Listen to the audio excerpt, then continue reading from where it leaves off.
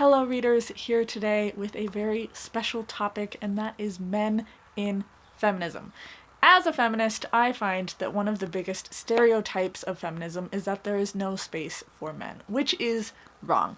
Feminism is looking to create equality for everyone, whoever you are, male, female, androgynous, trans, bisexual, polyamorous, does not matter. There is a place for you in feminism if you choose to take part. There's this idea that feminists are attacking men. There are certain sects of feminism that appear to attack men. I am not part of any of those sects of feminism myself. I am here to say if you are a man, you are welcome to join in feminism. If it seems like we're attacking men, we're not. We're trying to attack the patriarchy, which favors men. That is also opening up a space for men to take part and say, hey, this woman should have the same opportunity that I have. So that's a simplification of this whole issue, to just say I am here with some male feminist authors. I reached out on Twitter and Instagram and Facebook, and when I did get a response on Facebook, it was a lot of gifs of people looking really confused, and I'm not sure if they weren't able to think of anything or if they were trolling. If it's just a gif with no, context to it through a sentence or something, it's kind of hard to tell. Instagram, no one responds to me on Instagram, so that was a bust. But Twitter, I got a couple of responses, and specifically from, I believe it was Emma at Drinking by My Shelf, I hope I got that right, and she recommended Fredrik Backman. I had not read any Backman at that time, so I immediately put some books on hold at the library, which immediately became available, just my luck, and I ended up reading A Man Called Uva and Beartown. A Man Called Uva, I'm meh on. It was fine, it was cute, I won't read it again. I do think it's really interesting that it's from the angle of an older man who is very, very grouchy, and you're exploring the reasons that he's grouchy, and you don't get a lot of really old characters in books. Specifically, exploration of that type of character was really interesting. And then there was Beartown. Beartown was the specific book recommended by Emma, and oh my gosh, February was rough for me, and Beartown pretty much saved my February. Beartown is about a small town, which I am from a small town. I appreciate small town stories. And this town revolves, their entire life, their entire setup and culture revolves around hockey. So with a sport, of course, comes the stars of the sport, specifically the star Kevin, who rapes the daughter of the general manager of the team. So we're seeing all of these different perspectives from characters in different places in the hierarchy, in different places in the school and in the town, having different views on what happened without having been there when it happened. And that was really interesting to see. I love what Fredrik Backman had to say about how women are taken advantage of and how they aren't believed whenever rape happens.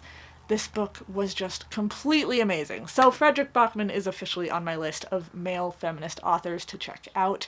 I cannot wait to read Us Against You, which is the second book in the Beartown. I think it's going to be a trilogy, but I'm excited. Fredrik Backman has proven himself. He is amazing. Next up, I am actually going to go with the author that inspired this conversation, and that is Ira Levin. You may know him from Rosemary's Baby. You may know him from The Stepford Wives, of which I have a review, which will be linked up above. I also recently read A Kiss Before Dying, and I'm hoping to pick up The Boys from Brazil one of these days. Ira Levin inspired this because he wrote in the 50s, and you don't expect conversations like The Stepford Wives to happen from men in the 50s. The Stepford Wives was just amazing. I hated it whenever I first attempted to read it. I just wasn't in the place in my life for this story or for this writing style. But on reading it again in February, I was absolutely in love. This book terrified me. It made me uncomfortable. But that's the point. You have these women in Stepford who are just weirdly attached to being housewives, and they don't have time in their lives for coffee with a friend or for book club or joining women's organizations or even making women's organizations. Something is weird about the women of Stepford, and it's up to Joanna, who moves there with her family, to figure out what's going on. Highly recommend the 1970s version of the movie. The Nicole Kidman movie had a more comfortable ending, which made me feel better, but the 70s version really captured the fear that this book brings out in me, and highly recommend it. Ira Levin is amazing. I really appreciate the way he explored the fear of feminism that a lot of people seem to have. Next up on my list of male authors, I have John Boyne. I have read Heart's Invisible Furies twice now. I read Ladder to the Sky and The Boy in the Striped Pajamas. The Boy in the Striped Pajamas is probably the most well-known one because of the movie. But Heart's Invisible Furies, again, I have a link that I can review up above. I read it last year in January, I read it this year in January, and it just rocks my world every single time I read it. I listen to the audiobook, the narrator is also great, and we are following Cyril Avery throughout his life. He is adopted, he grows up and is a gay man in Ireland, which is not the best. Like, I thought America was rough, but Ireland is just like recently kind of coming to terms with homosexuality, so we're exploring that. We see his life during the AIDS crisis. It's just one thing after another, and he explores all of these issues throughout the entire life of Cyril Avery, and it was just so awesome. It explores like women's place in Ireland and gay man's place in Ireland and like kind of the culture for gay men in Ireland. There are some trigger warnings for some brutality because people get beat up for being who they are, but I just cannot recommend this book enough. John Boyne has proven himself to me with this story. As for Ladder to the Sky, this book I didn't like as much because I just loathed the main character so much, but we're following Maurice Swift as he befriends all of these different people who are writers and steals their works. Throughout the book, you're wondering what his sexuality is, because he's kind of seeming to go for everyone, but maybe he's got an attraction to everybody, or maybe he's just taking advantage of everyone because he knows he's good looking. It's up to the reader to figure that out, and I think that was a really interesting kind of angle to put on it.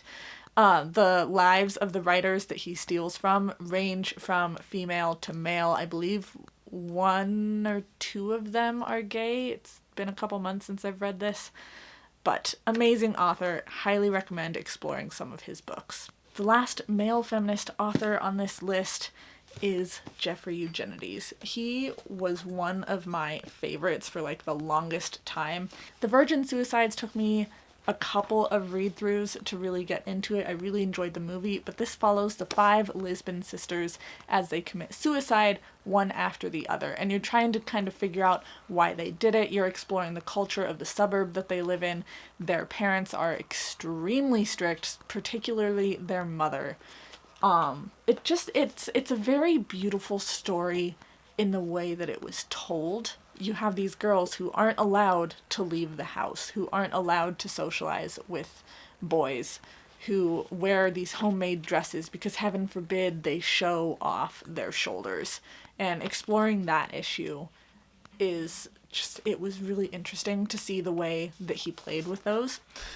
We also have Middlesex, which is probably his most well-known book. This is following the family starting with the Greek grandparents down to our main character, Calliope. I always mispronounce that, so I'm glad I pronounced it correctly this time. Calliope Stephanides, I believe is how you would say her last name.